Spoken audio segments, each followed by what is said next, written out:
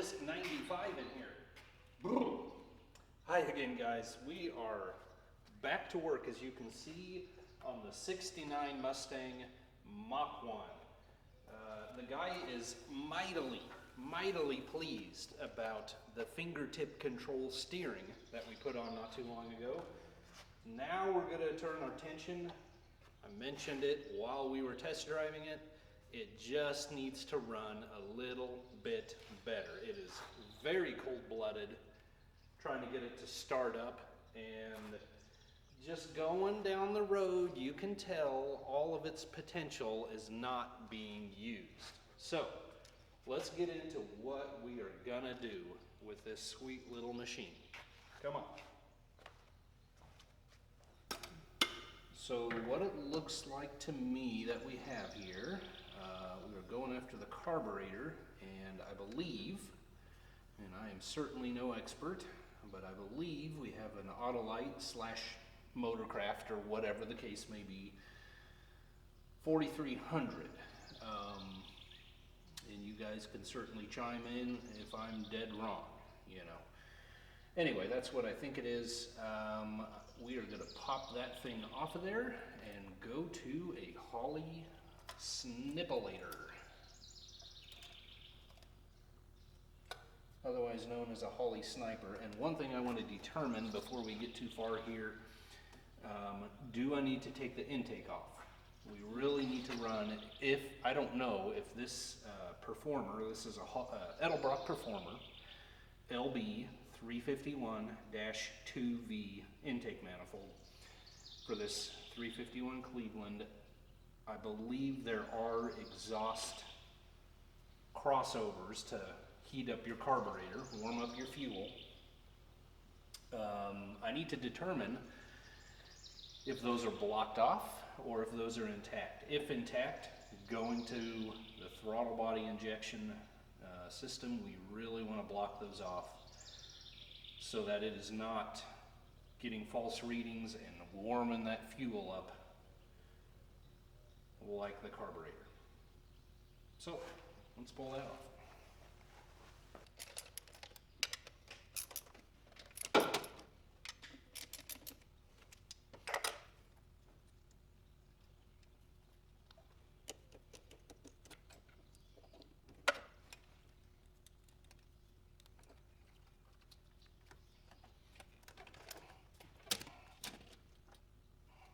Okay, I got our carb off, and then I took this little, I don't know, EGR plate or glove warmer. I don't know what Ford was using this for, but anyway, took that off, and I can see down in here, and I will show you in a minute, but we definitely have solid gasket right down in there, which is excellent news. That means I do not need to remove this intake manifold.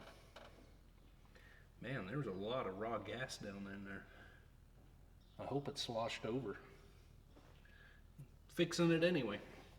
If you're wondering about the wire nuts in this situation, he was at a car show or a parade and it wouldn't run.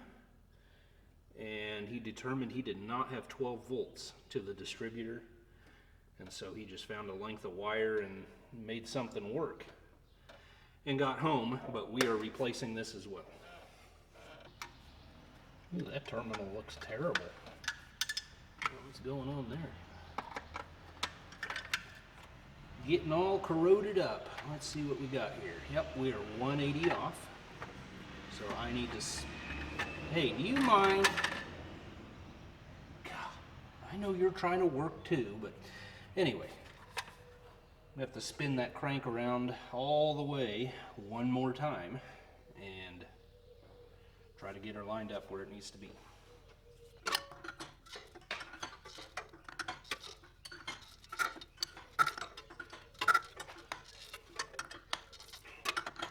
Our rotor is basically pointing towards our thermostat housing, so we'll just remember that.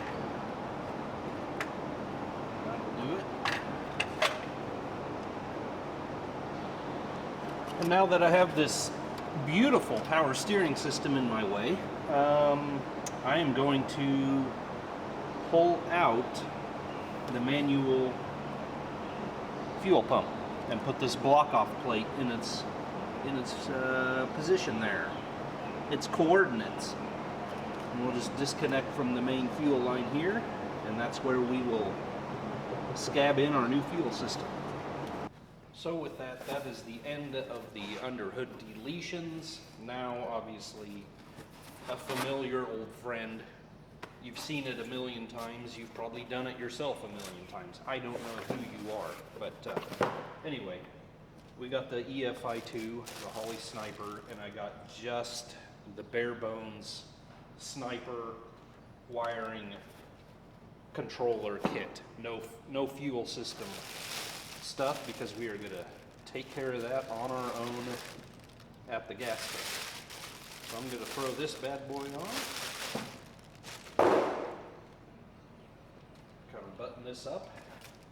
I may have to retreat from the awful humidity and heat, but anyway, let's get this on first.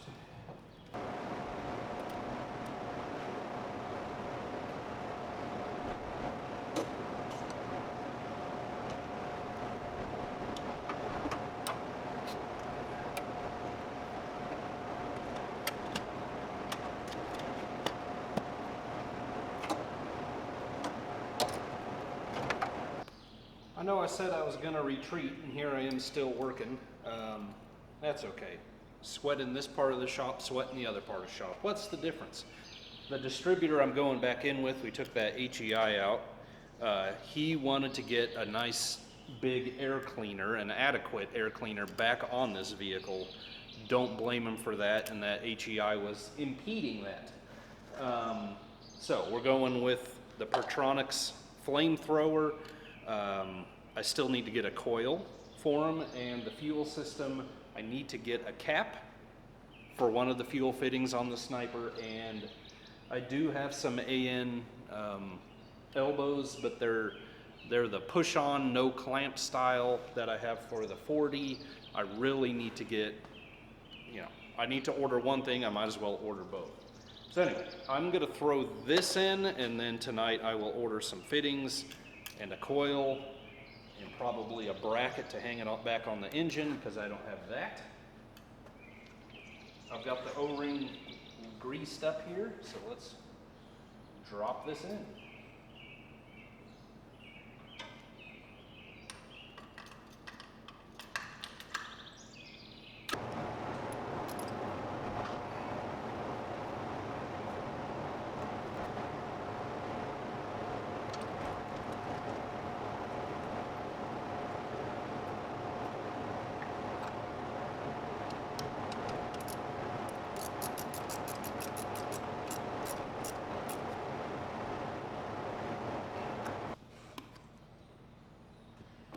Guy just uncovered a gold mine. You know what's in here. Boston Don't Look Back. Leonard Skinner 91. Another Boston. Cool your engines. I mean, a lot of Aerosmith, Boston Third Stage, Alice Cooper, Steppenwolf, Grand Funk, Nazareth, Hair of the Dog. Ooh! Love hurts. Kansas, Carry On. Okay. All right. Does this thing have a tape deck? All right, I just spent half an hour cleaning up from the whole 82 LTD debacle. If you haven't watched that video, shame on you, guy. What are you even doing, Artistry, mastery at work.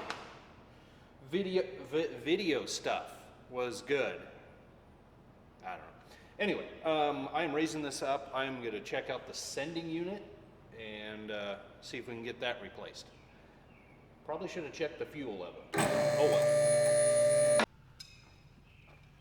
I have a drain plug here, and hopefully it is going to cooperate. I should go get a 8-point socket. I don't know.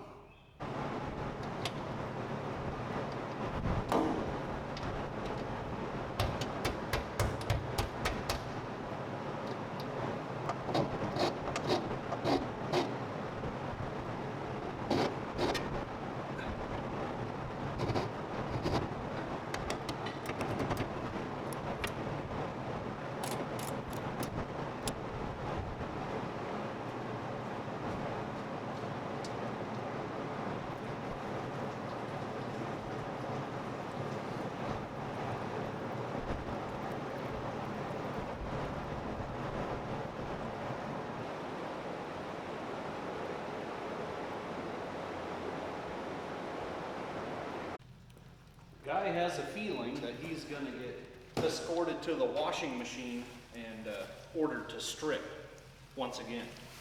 Kind of nice how that works out, you know. Let's take a look at what we got. That LTD came in sucking fumes, which was way too little. He had some in the trunk in a can, but I'm glad he made it nevertheless without that. This guy, we may have 2 gallons, so he was kind of pushing the bottom as well. Anyway, this is a Holley. Might as well get Holley to run Holley. I don't know why it says 64 to 68 on here. I better double check this, but a 12-305 should be a direct replacement fuel sending unit. We'll just double check it when we pull the old one out. Came with another float arm and not sure why they kind of look identical to my eye. Anyway, we'll look into that. But oh, well, I've got 3 float arms. This one looks, that one's definitely longer and cockeyed more. I don't know. There must be a difference in the angle or something. Big old sock on there. And our connector. So, let's pop the old one out. Well, I did go back on Summit and double checked, and it does say 64 to 70 Mustang, among a smattering of Falcons and Cougars, you know. So I'm just going to assume we're on the right track. See if we can pop this thing out of here. Down the arm again. Oh, all over the tripod. That's nice. That is a much different float arm than anything I have. How was that oriented? Like that? No, like that. It was like that. Ooh. Well, everything looks just a little bit different, but I'm choosing to believe Holley was, you know, not just telling stories here. This all looks okay. Things are, you know, the sending unit thing is opposite. It's looking like our sock will be in about the right position, but I think there's just too much going on here for the float arm to work, and so they went with a short one. Instructions say 69 with a 20-gallon tank. I need the 305B arm, so I'm going to change that out real quick.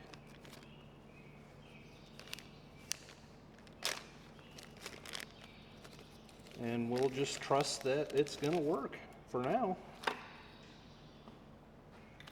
All right, so I believe this is what this is going to be looking like inside the tank. Float arms here. The pump was what I'm going to call cockeyed, about 10 degrees. So the sock was like this, somewhat, and it just seems to me just the bottom edge would have been touching the tank. So I just grabbed the pump and spun it in the hose, and I hope that's permissible, you know. We're going to try to get this thing going.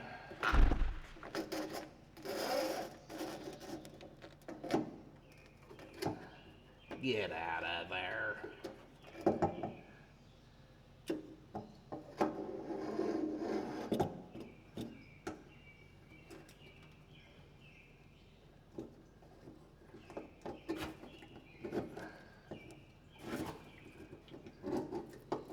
Now, how do I get the float arm out of there?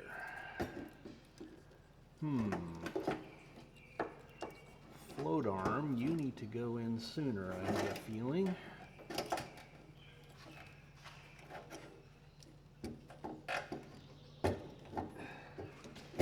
Okay. Well,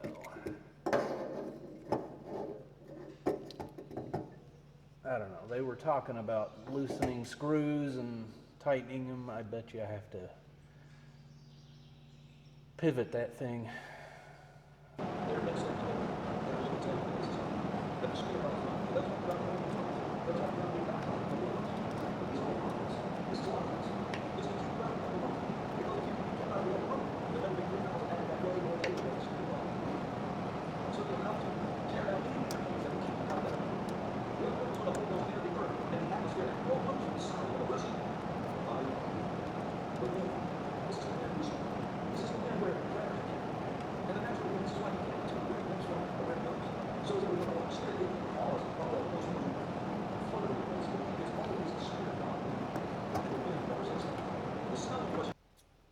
So I mention this just because I find it an interesting study on people and their habits, personalities, character, I don't know, whatever you want to call it. But ran to town and got some wire and some supplies at the parts store. And, you know, small town on a very busy highway. There's a gas station with kind of a convenience store, but it's combined with a grocery store. And it's a very popular stopping point, you know, for people driving through, and of course it's used heavily by the locals. And I went in, got my stuff, came back out, so it really didn't affect me, but I just find it interesting, as I say. There was a crew cab pickup and quite a long horse trailer that it was pulling.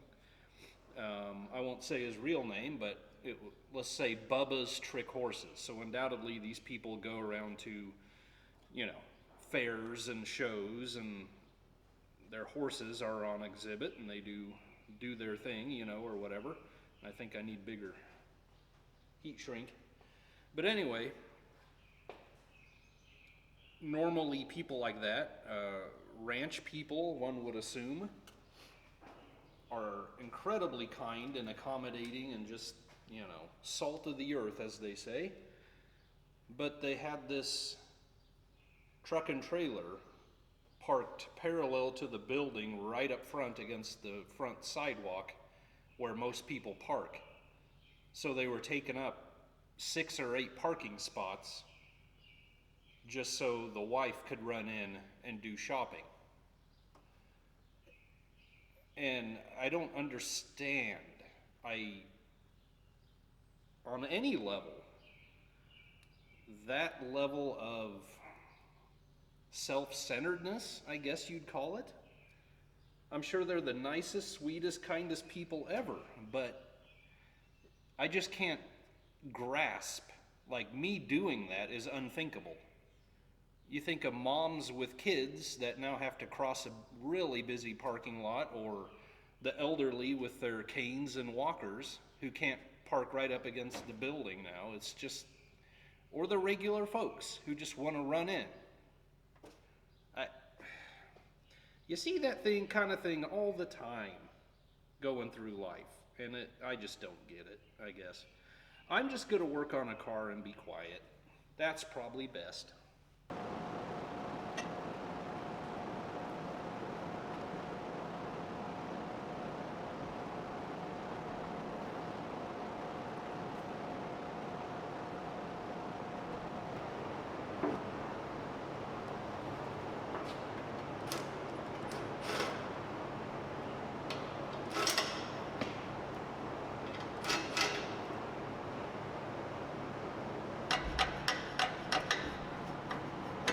What in the world?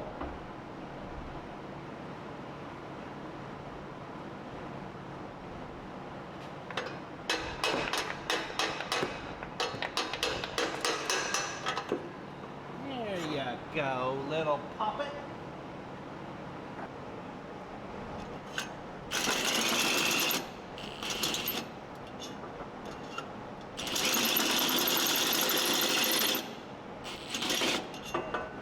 What kind of pilot hole are you? What's going... I don't understand.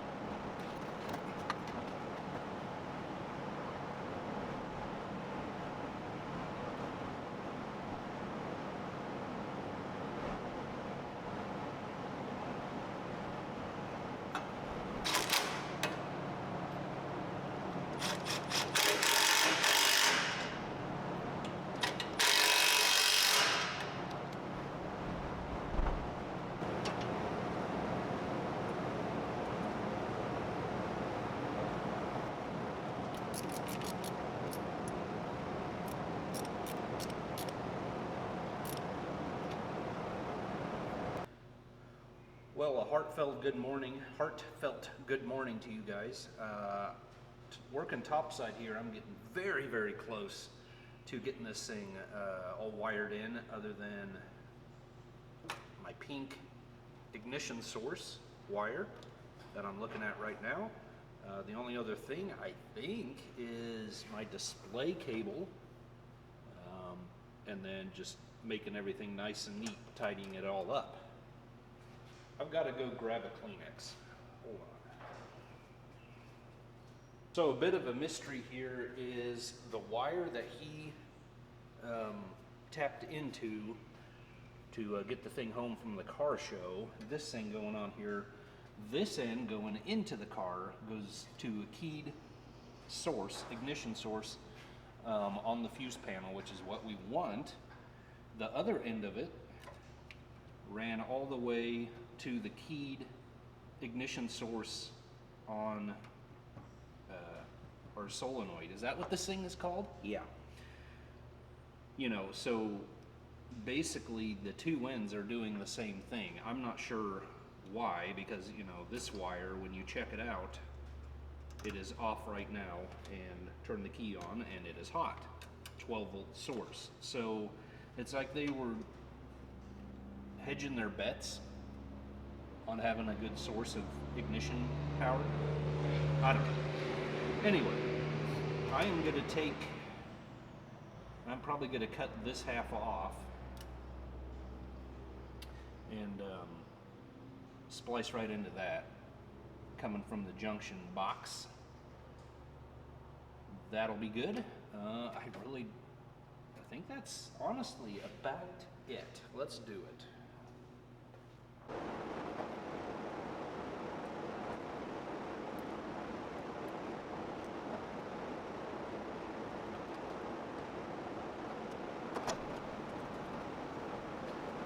You can see I've gone with the braided stainless pressure hose, and here in a second I'll get that cut and we'll get a filter in line and hook it to the factory supply line down there on that inner fender. I'm going to cap this rear port off. No need for it. I do not need a return. Our pump provides the 58 or 60 psi that this thing needs, and it is internally regulated, so should not need a return. Yeah, I think it's time to cut that. Actually, it's maybe a little bit of a break time. Yesterday I temporarily installed this thing with just regular clamps, and I really didn't want to leave it like that, you know. The ones that the kit came with were just too big for this piece of pipe. And so, you know, I really should have put that the other way around. Well, we'll just take it all apart again. How's that? How's them apples? Ran to town to John Deere. Okay, all right.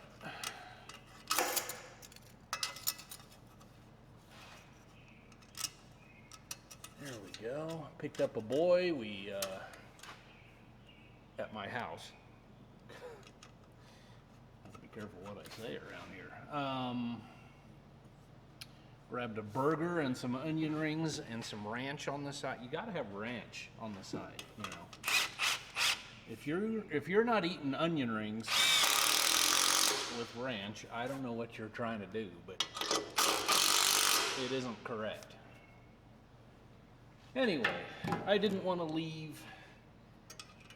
It may have sealed, but I didn't want to leave it just with these plain old hose clamps. Well, good morning. Hopefully the last morning on this project. Since we had an HEI coming in the shop here, we needed to change that out because those wires are not going to work. So unfortunately we're losing the patriotic theme there with the red aluminum and blue, sort of. Anyway, yeah, ran to my favorite parts store. Unfortunately, 40 miles away, they had the correct wire set on the shelf. That is bumper to bumper, Pratt Auto. You know, go in there and tell the guys I said hello. They probably have no clue who you're talking about. But anyway, that is okay. I'm going to put these on, and I think we're about ready to put gas in it, hook up the main feed, and see what we got.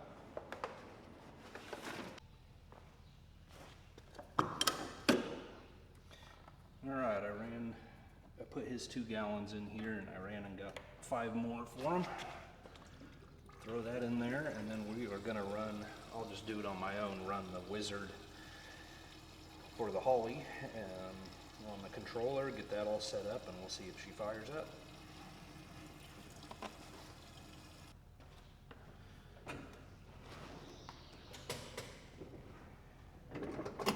My battery voltage is also on the verge of being too low. And what else? Oh, I don't really have timing set. So this could get interesting.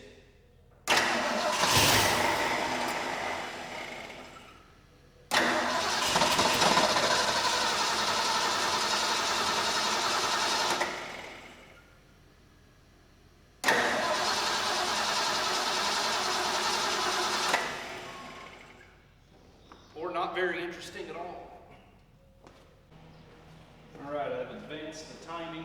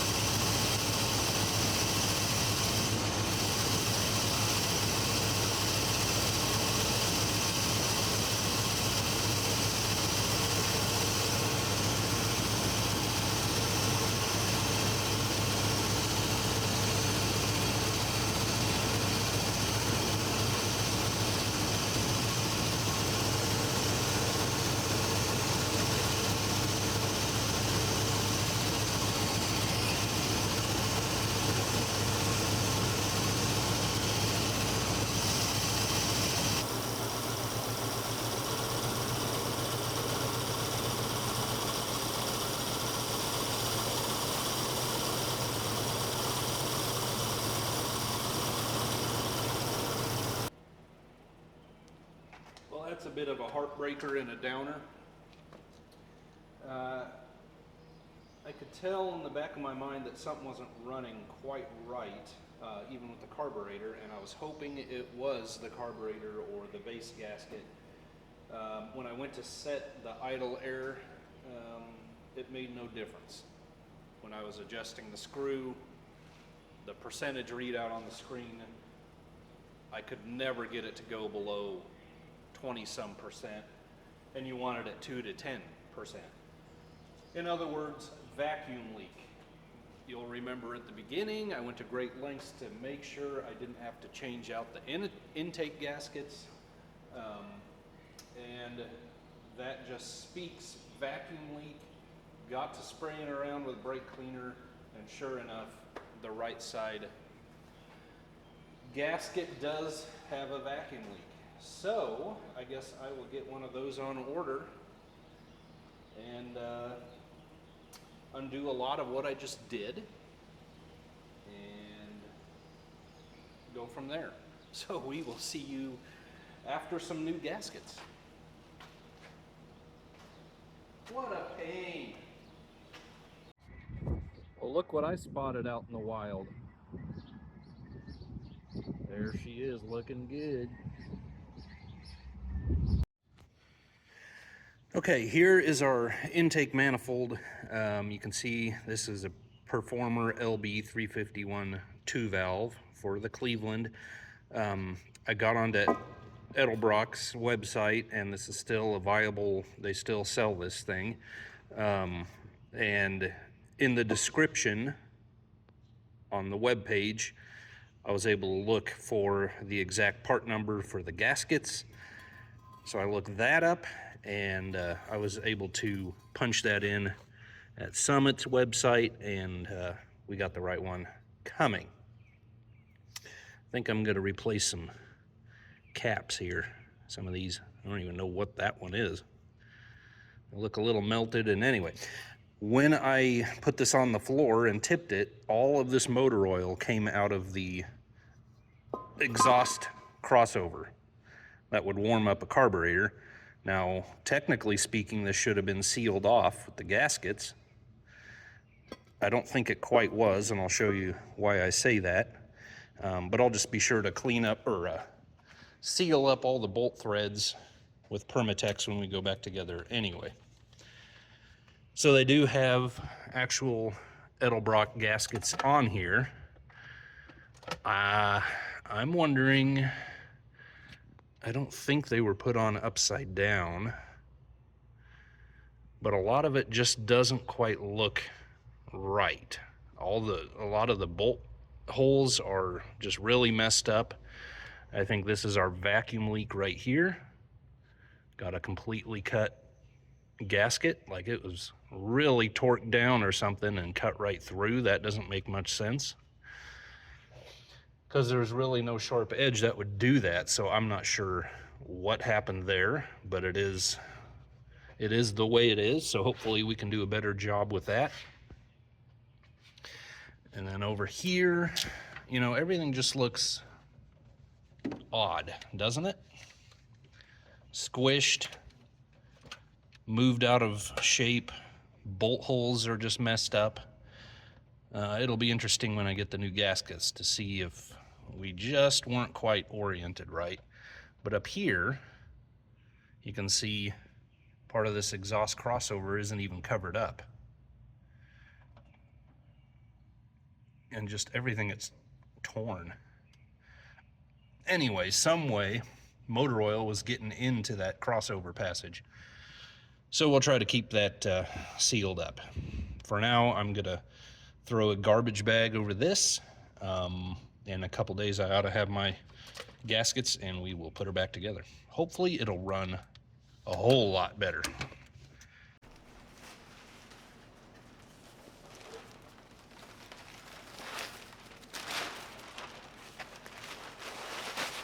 So a guy really likes having a trash can here at this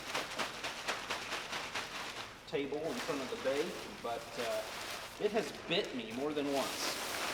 The trash can is wider than I can scoot it under the table, you know, and then stuff falls in it.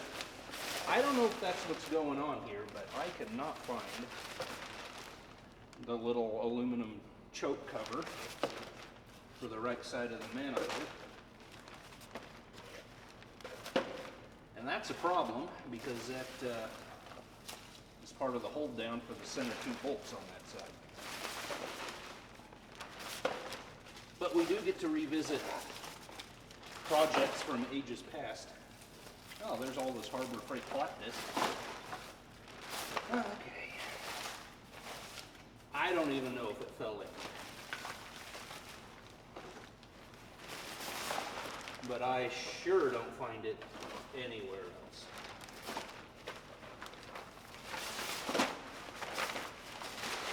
And I think I'm just going to get rid of this trash can altogether. It's got like bullet holes through it, and it tears the bag every time you pull it out, you know?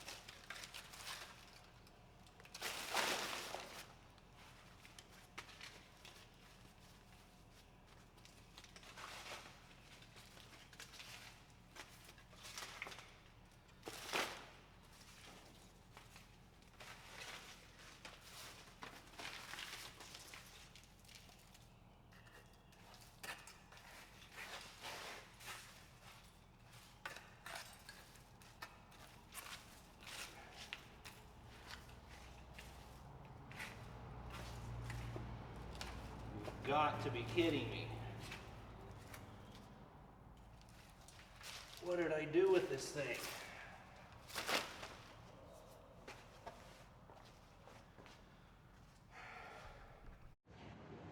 Called my son and he thought he remembered seeing something like that while sweeping the other day.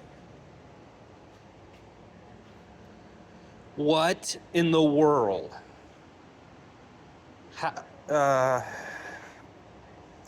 Sure, whatever. Okay, well that thing was 20 feet away and behind the other side of a post leg there, you know. Glad we got it figured out. Anyway, you've seen me do what I'm about to do at this point. Got that all torqued down, and so now I'm going to reassemble everything for the second time.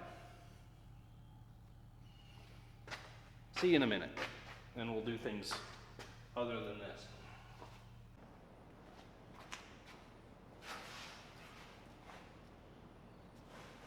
Secret agent man, secret agent man, they've given you a number. It's hard to understand something.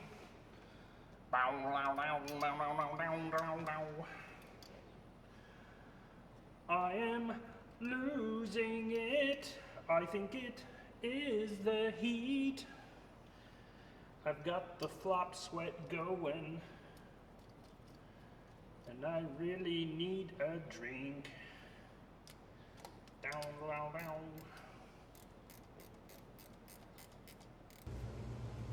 All right, my gauges.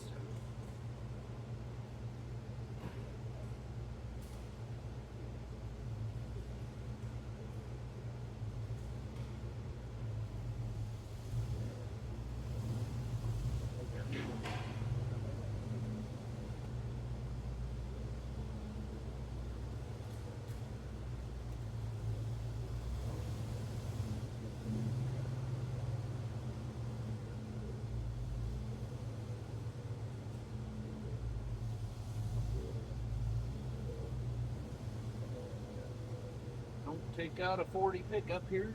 There you go.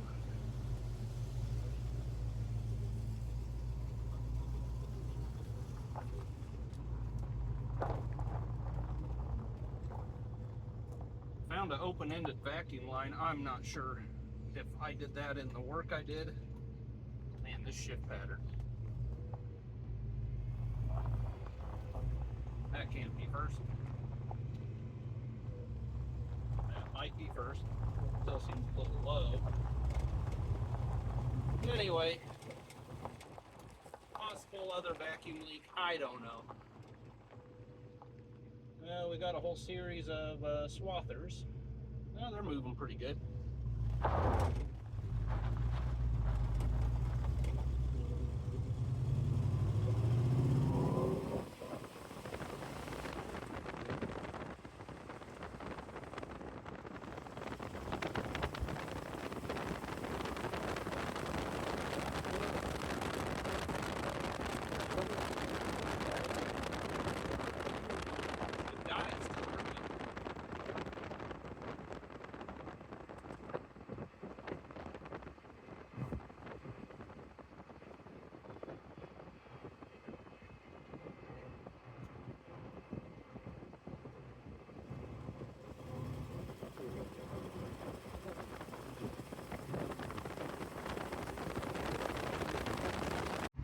Oh yeah, this guy's gonna love driving this thing now. It is a whole new animal. I tried hanging my camera from the rear view mirror there, and well, as you can see, it couldn't stand up under the pressure. So we're doing it old school. One question that I've always had is, should you run a throttle return spring? Mine seems, I've been having an issue of this thing not wanting to start without a little gas pedal.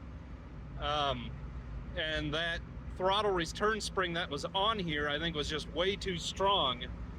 I didn't like the feel of it, how hard it pulled on the throttle lever. Running without, it's way too soft. It feels like it doesn't want to close then all the way. So I put a much lighter spring on here, and we're just gonna hopefully let it relearn some things. I've reset my idle and all of that every time I make a change, and eventually we'll hit on it. Hopefully this is the end of it. But anyway, that's just one thing. That's really where an issue where the Holley manual just falls short. They don't explain, they don't even bring up the issue or the idea or the thought of a throttle return spring. So I wish I could drive this thing one-handed and hold the camera. It is a nice accelerating little buggy. I'll do my best with my knee, but I don't want to end up in the ditch here. And I got a car coming.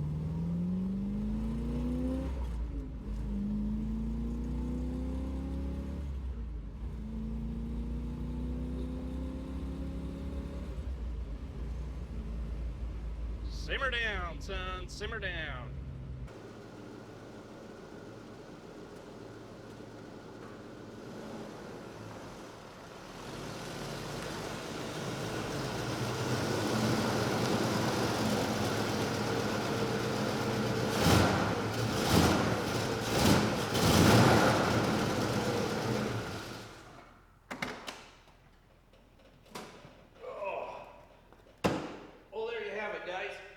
Took her to town, went and looked for a rear view mirror thing, and they had just sold the only one they had on the pin, on the hook. You know, it's about 100 degrees out here, and for some reason this thing doesn't really appreciate it grabbing all four gears redlining past 80, you know. Had to slow it down and let it just cool its engines a little bit, but anyway, it is a completely different animal than when it came in. Tomorrow I'm going to take care of the mirror, put it back on the lift, just double check, make sure I don't have any leaks. Fuel gauge is acting a little funny. I think it was to begin with. I'm just going to put my tester on it and make sure it is the actual gauge and not the fuel sending unit that we just installed. But I don't think it is otherwise. This is good to go once again. Like I say, night and day difference. Now, just because I put a Holley Sniper on here does not mean I had to have gone that direction. That was the customer, the owner's choice. I said we can do anything from fixing what you have with your carburetor to doing this. And we could have even gone beyond this, but you know, multi-port manifolds for a Cleveland are just astronomically high in value. So anyway, this is what we did, this is what he wanted, and this is what he got, and I think he's going to be mightily impressed. He has talked about the possibility of at least front discs on this, so we may see this in the future again, we may not, I don't know, but I really appreciate you joining me this go round. Thanks a lot, guys. God bless you. We'll see you on the next one. And so long to you, little buddy. Put you up against my Carburetor anytime. If you're ready to lose. Okay, probably not.